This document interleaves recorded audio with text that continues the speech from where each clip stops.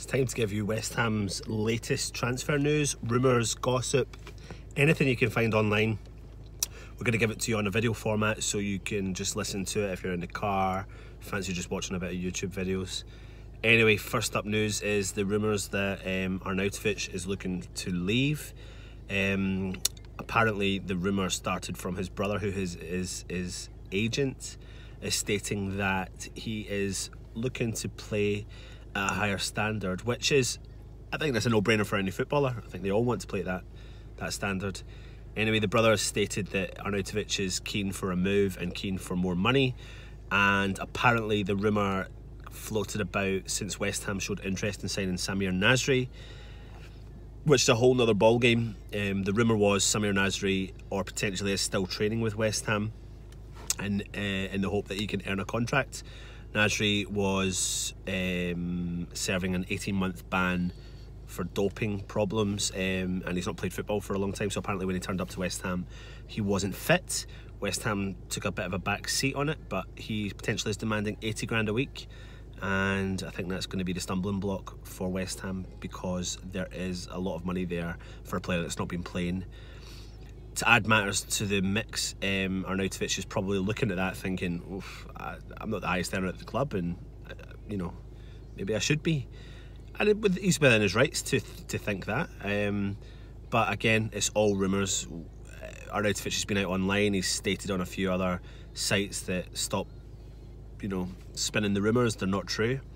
So we'll see. We'll see what happens. We'll see what the outcome is. But again, if you put two and two together, you can pretty much work out that if you're at the club and you're performing really well and you're doing really well, you're going to push the club a bit like you do when you're at your work. You push the boundaries. You hope you get rewarded for it.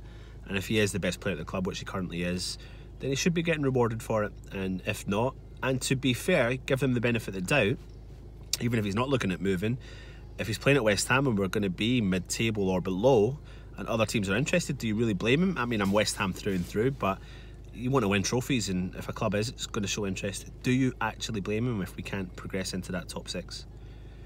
The other news I mentioned earlier on was Nasri. We're not going to give you personal opinions on this, it's just to let you know. So like I said, demanding 80 grand a week, but the rumour is that he turned up to the potentially is medical unfit, and the West Ham have turned around and gone, well, listen, we're not going to pay that amount of money, come in and prove your worth. Let's see what happens with this one. This could eat into a lot of money that we would need for the January transfer window. I think a fit, old school Nasri would be perfect for a West Ham, although he has not been playing for a long time. And if he's unfit, then is that another has-been? That is to be questioned. A few other links and rumours this week were talking about Ogbonna linked to Roma. Obviously he's not been playing in the first team, so I reckon he'll be potentially looking for a move.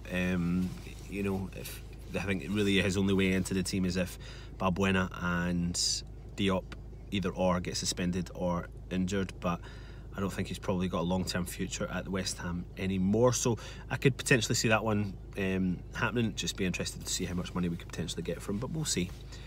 And apart from that, West Ham are still potentially locked in negotiations with Declan Rice. It's really frustrating, because you just got to think, do you know what, when you've got a player who plays first team football to the standard that he does in the Premier League, and he still earns what he earns side by side, or you know, against opposition teams who are performing week in, week out, players performing week in, week out who are getting rewarded. Now, I don't think Declan Rice is in the wrong for demanding more money, because it's all in hindsight, it's all relevant, it's all he earns, that he's by far the lowest earner, and West Ham need to reward his performances and just reward him with a contract. You're talking about a guy here that's got international pedigree, he's played for Republic of Ireland, he's currently sitting there deciding whether or not he's going to stick with the Republic of Ireland or England. England are sniffing around. It's a top-notch quality player who's been fantastic in that midfield role, but can also drop back into the defence, so it'll be interesting to see what happens with that. But that seems to be the roundup of rumours this week. We'll be back next week with more. Make sure you get comments in, make sure you hit the like button and subscribe to Irons United. Come on, you Irons.